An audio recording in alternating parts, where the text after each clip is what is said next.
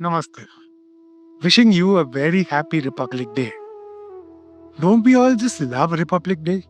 Firstly, it's a day off from work. And moreover, we get to watch the parade. We get to hoist flags in our society. We get to hear patriotic songs and watch patriotic movies. But what about tomorrow and the week after? Why does our patriotism fade off? Well, I want to tell you a story to help you maintain your patriotism, not just for today, but throughout the year. A Republic Day story about two children, Bharat and his friend, who were born in a prison in an ancient kingdom. The kingdom's cruel policy was that a criminal's child is also a criminal. Hence, from the moment they were born, they were prisoners, treated as criminals and slaves. Since birth, they never saw the light of the external world. The only life they knew was full of hardships and punishments. One day, they overheard other prisoners talking about the ill fate of the children born in prison, who didn't deserve to be there, as they never actually committed a crime. The incident sparked something in them, a thought that there was a world outside for them. They started to believe that they didn't deserve to be in prison.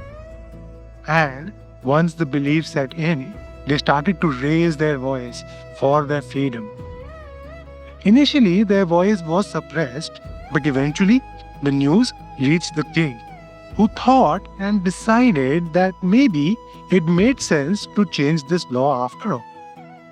Hence, after decades of captivity, Bharat and his friend were released from prison and were allowed to live their own free lives. Hooray! But wait, the story doesn't end here. This was just the beginning. While they were freed from prison, they had no idea what it was like to live free lives. As they walked out of prison, Bharat's friend saw a bar. He entered the bar and tasted alcohol for the first time. The intoxication was so pleasurable that he was consumed by it. He fell into bad company, chasing one intoxication after another. To earn money for these habits, he started stealing and gambling. He thought he was free because he could do whatever he wanted. But in reality, he had become a slave to his own addictions, always angry and always depressed. Eventually, he was caught for stealing and put back into prison. Bharat, on the other hand, encountered a sage. On becoming aware of his history, the sage advised Bharat that if he truly wanted to be free, then he should be disciplined. Bharat didn't understand discipline, so the sage told him to follow rules. Rules like being honest, abstaining from violence, maintaining health, being grateful for whatever he had, and serving others. Bharat started following these rules.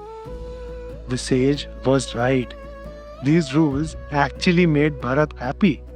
He grew up to be prosperous and loved by all.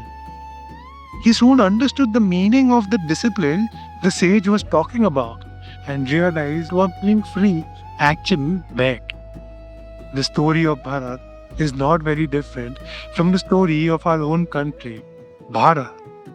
When India got independence, our fate hung in the balance.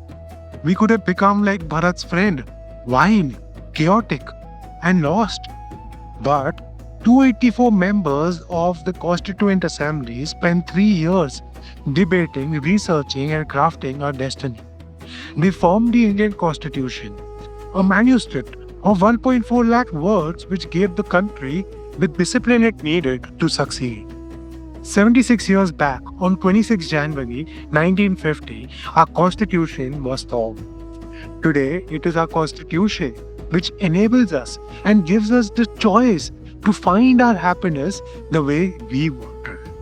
The Constitution gives the country a set of rules, rights, and duties which makes the country flourish. Just like Bharat got a set of rules from the sage which made him disciplined enough to be prosperous, our founding fathers too gave us these rules, which gave the country the discipline to prosper. If it weren't for the Constitution, then the people with the wrong intent would be powerful and simply enslave us. If someone desired something we possessed, they could simply just kill us and grab it for themselves. Our freedom would mean nothing without our constitution, as we would constantly be under control of people with power. Our rulers would change, but we would yet remain slaves. The same analogy is true for our inner self. Freedom in the external world is pointless without our inner constitution, discipline. Just like Bharat's friend, when we use our freedom to just gratify our sense pleasures, we become slaves to our desires and can never truly be free. Only when we are disciplined and move above our cravings and aversions can we progress towards our purpose. Our constitution teaches us that discipline is not something that binds us, but it is a value that enables us to be free and independent. Now, while most people intend to be disciplined, they fail. Why do we snooze our alarm instead of getting up on time? Or order junk instead of eating healthy? Or doom scroll instead of being productive? Because the actions required for our growth feel uncomfortable. We are addicted to our comfort. Comfort, the enemy of our discipline. Hence, the solution is simple. To actually be disciplined, we need to kill the enemy, our comfort zone. We need to consciously look at coming out of our comfort zone, not with a stamp of discomfort, but with the determination of growth. Just as the country needs a constitution to avoid chaos and enhance growth, we need an inner constitution, a personal set of rules that we refuse to break in spite of our desires. When we do that, we start to see our comfort zone to be one of our own biggest enemies and just an illusion of happiness. This Republic Day, as I look back at our country and its history, I realize that our wonderful nation has provided me with so much freedom in abundance. This freedom is so often taken for granted. This year, by walking the path of discipline, I resolve to give back to the nation by being the best version of myself, the version this country deserves. I urge you to do the same. May our country continue to nurture truly free souls. Thank you.